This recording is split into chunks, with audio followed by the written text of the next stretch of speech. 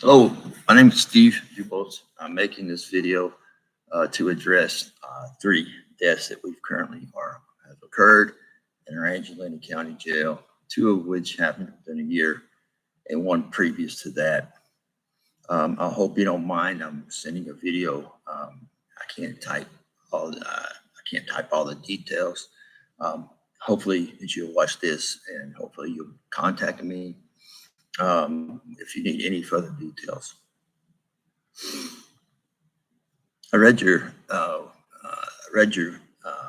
page off of Google, and I have contacted many individuals, and I can't get anybody to pay attention. But here are the details of the incidents, and there are three. Ms. Hartman was admitted to the Angelina County Jail. Her case was settled in 2022 after 2 years of it being in the courts, after all the efforts to squash the information on her death by county officials. And she was actually arrested. I'm not sure what charge was. Anyway, she was a detainee at Angelina County Jail.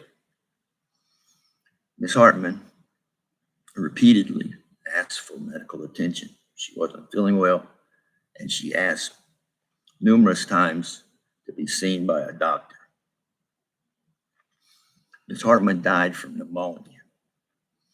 Now, we don't know, because we can't receive the evidence, if she contracted pneumonia before or after she went into the jail.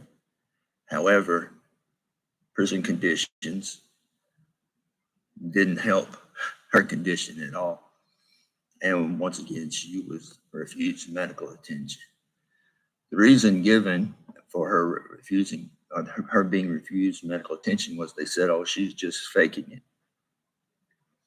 She ended up dying, and obviously she wasn't faking it. This settlement was for $476,000, except for the fact is that it started to raise red flags of the current policies and procedures and protocols that were being followed by our Angelina County Jail. And we have met with a stonewall of denying information about the jail, about conditions, and also providing medical care. In that instance, Pacific Healthcare Partners were in contract with Angelina County Jail to provide medical attention. They have had multiple lawsuits in the South pertaining to these same issues. One, not checking on patients, refusing to see patients. They've actually even had one individual who was recently fired for being under the influence. They've also had many medical terms that they did not disclose in a report that was supposedly given to the AG and the Texas Commission on Prison Reform or Prison Justice. That's what it is. Once again, this is a county jail, so they kind of slide underneath the radar. The second case scenario was Mr. Glenn Smallwood. Mr. Glenn Smallwood checked into he was arrested for public intoxication. He was taken to the Angelina County Jail. Video of the arrest is available. It is being seen on the video that he was experiencing a psychotic moment. He was talking to individuals who were not there. To the fact is that the cops even asked him, "Who are you talking to, man?" You know, at that point in time, one of the officers says, "Oh, he's out of it, man. He's out of it." Further details emerged that Mr. Smallwell was reported AMA. I'm not for sure what the A stands for, but I know the MA stands for medical assistance. In other words, a local hospital had reported him missing due to his detox status that he did not continue his detox status, and he just left the hospital. Sheriff's Department, Lufkin PD were notified that they were on the lookout for this individual. We knew that instructions were given if they found him to bring him back to the hospital. And we also know that per the dispatch, that the dispatcher actually stated, well, he's AMA, but not technically. This triggered the officers to bring him directly to Angelina County Jail. Mr. Smallwood was experiencing difficulties and had a psychotic moment. They put him in a detox cell. And then for some reason, they decided to put him in restraint chairs. Mr. Smallwood was placed in restraint chairs. It was totally, the method used was not within Texas statute, where you have to have a set number of individuals there to apply all pressure points. And then you also have to have medical personnel and the shift supervisor there to warrant or to supervise the application of these restraints. Neither one of these were there. And we do not know what the extent of or why he was placed in restraints. What we do know is the medical personnel took his blood pressure at some point in time, and he said that it was high, but it was in range of an intoxicated person. We, as citizens, question what's in range of an intoxicated person. To my knowledge, you either have high blood pressure or you have low blood pressure. There's really not any range there, but I could be mistaken. Mr. Smallwell was then found. Let me backtrack. So AMA, they ignored that. They put him in the jail cell, and his time of death was 11:36 p.m. However, when you look at the booking report states that he was booked at 12:28 a.m. Records have been denied showing this. However, the fact is that they did mess up and provide me with the arrest report, the booking report, and the time frame from the sheriff did match up. It's not known if this was reported to the AG within 24 hours. It was not known if these details were properly communicated to the proper authorities, because once the information was requested from the Attorney General, they stated, which was weeks later, they stated that they hadn't received any information on Mr. Smallwood's death. At that time, at 11:36, he was pronounced dead. Coroner's report states that he died by an accident. There were evidence of bruising on his arms and his legs where the restraints would have been applied. There's also notice of bruising on his chest area. I assume that was due to the fact that I'm trying to administer CPR, which they did say that they tried life-saving. They attempted to save his life by using CPR. This investigation was done internally by Sheriff Tom Selman, and there was none of the witnesses that were there were deposed or statements taken. Trustees that were in the area were not questioned. Individuals who were actually witnesses that were either on duty or actually in the area of the booking area never were interviewed. This internal report was submitted to James Hicks of the Texas Rangers. He also didn't conduct any witnesses. He did not interview anybody that actually saw the scene. The only statement we have is from the sheriff, and he wasn't even there. Also noted is that the time of his stay there, he actually contained a contusion, which was noted on the coroner's report, to his head. Immediately after the death and during transportation, sometime during this time, trustees were ordered to go in and clean up the cell.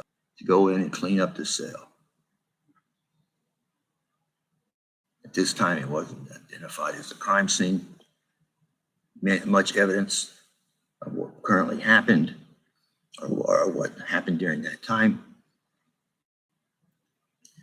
were not reviewed. In other words, you're looking at a possible crime scene that was contaminated and was tried to be covered up as much as possible. We have statements from the trustees saying they were ordered to clean the blood up. We have statements from detainees that were there at the time. Everybody knows that something happens in county jail, word of mouth gets out pretty quickly. The main source was one of the trustees who were ordered to clean up the blood. He was en route to the gymnasium area where they were giving free haircuts. And of course, the conversation was what was happening over there. The statement was they're killing that guy.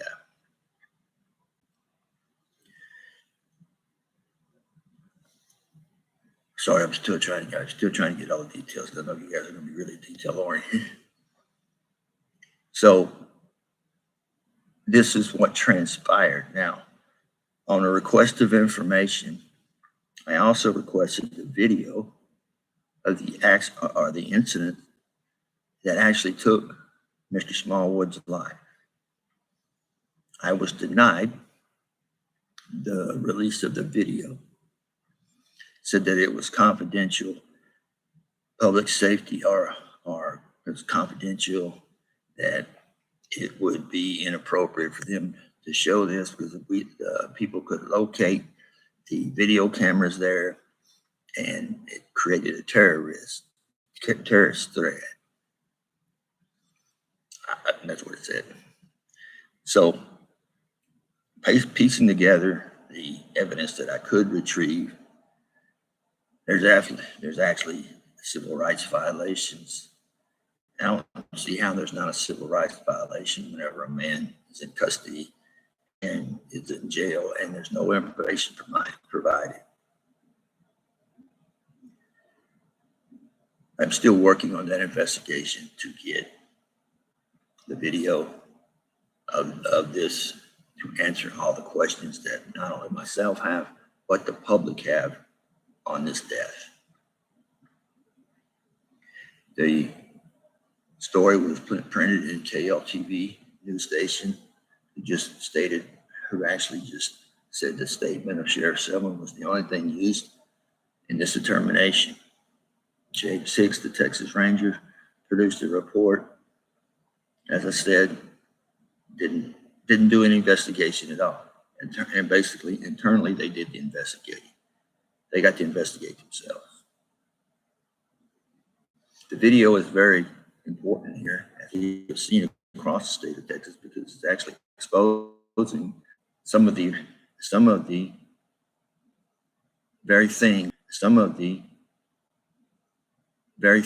that your organization is trying to shed light on. We call it the Sunshine Act, the Freedom of Information Act. It's called the Sunshine Act. Angelina County still refers to it as an ORR.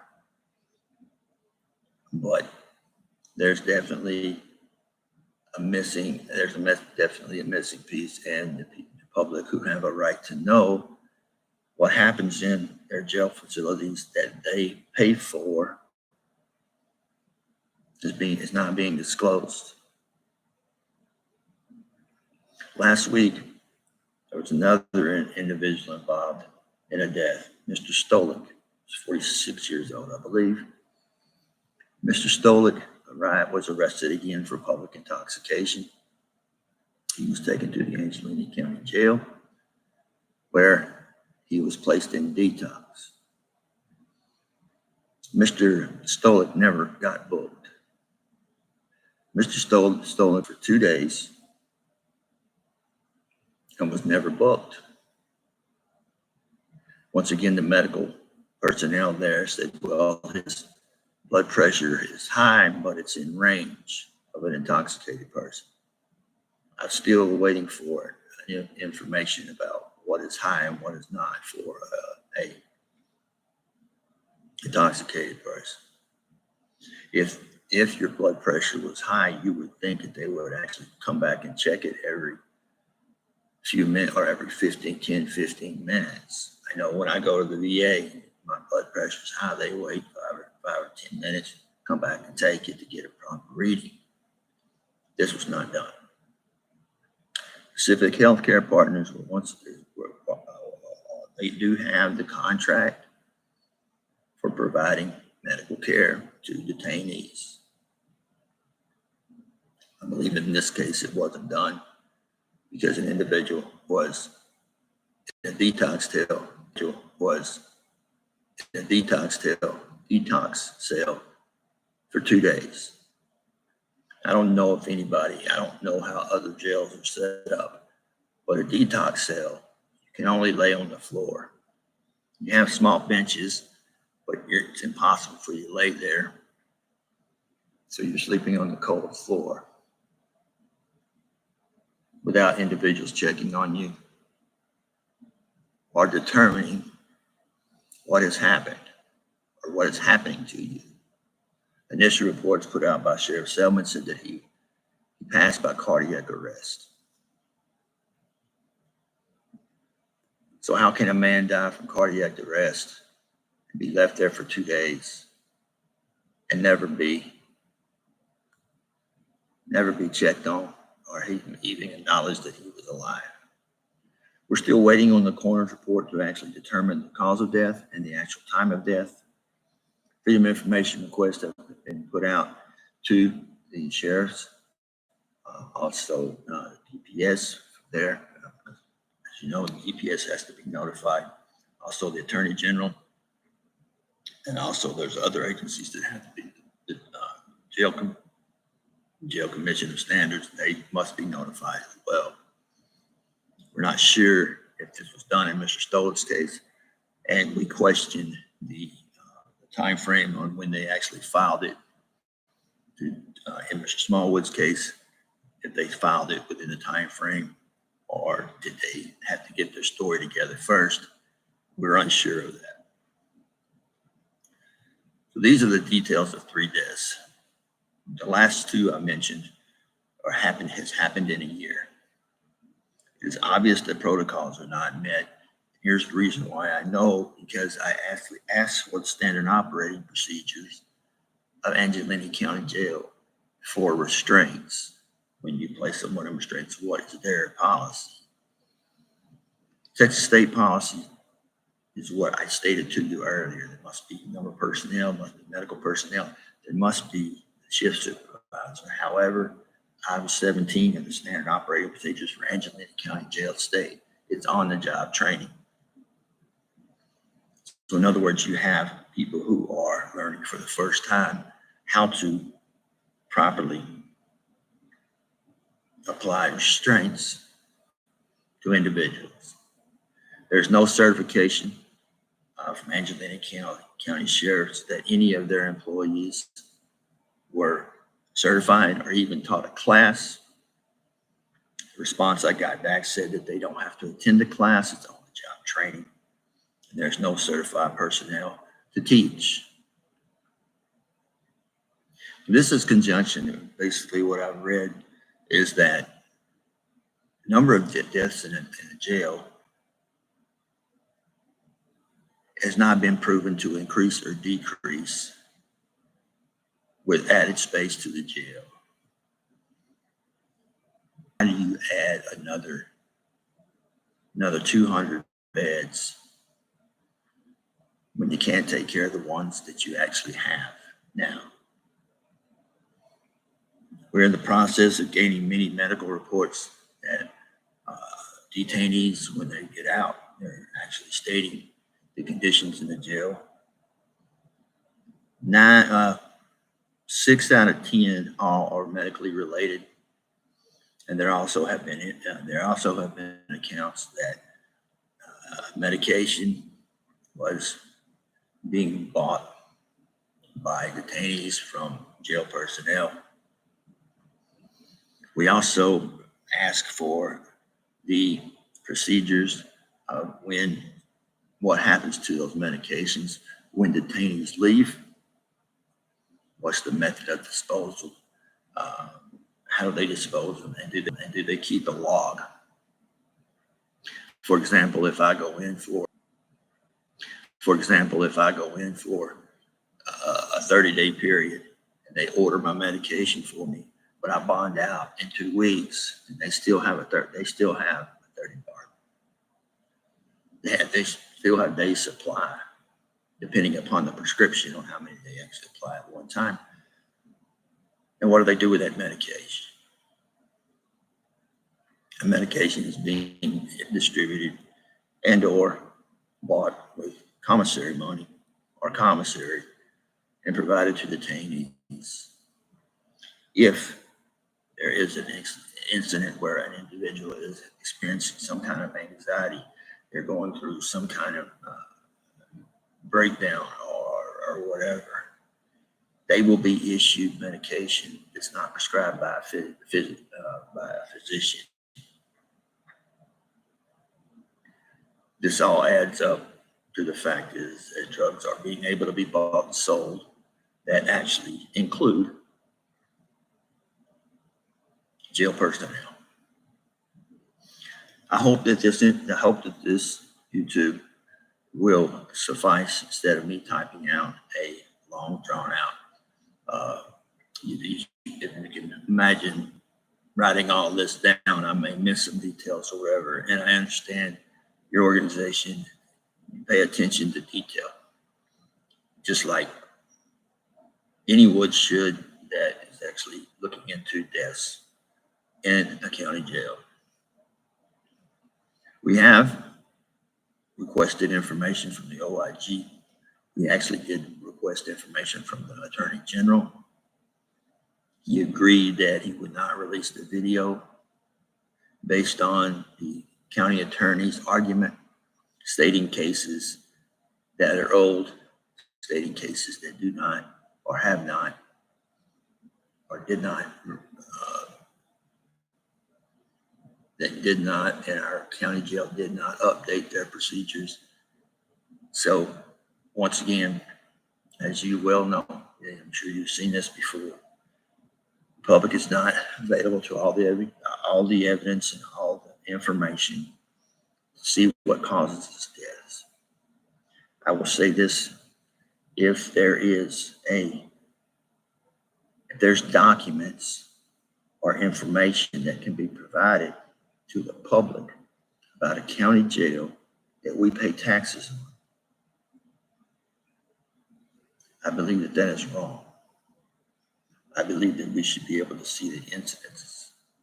If it's confidential or whatever the case may be, whatever the excuse they need, whatever, they can redact it. They can redact all confidential information. They can retract it. However, the fact is that it wasn't even a possibility. They never considered it. Once again, my name is Steve Dubose. I live in Huntington, Texas. My address is, I think you have it on the form there. And my phone number is actually posted there as well. I hope that someone reviews this, and if I'm crazy, say I'm crazy, but this is a pattern of abuse and deaths in a jail. And somebody's got to pay attention.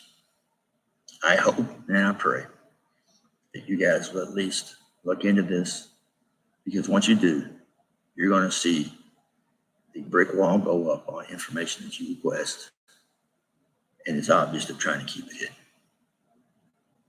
Thank you so much for your time. thank you for what you guys do. I have just found your website, and of course, I want the newsletter. Of course, I want to donate. I don't know how much I can donate, but I am a veteran. But hey, I'm gonna give you guys some because I believe you guys are doing a great job, regardless of how, if you take this video to light or whatever. Thank you guys again for listening. I'm out.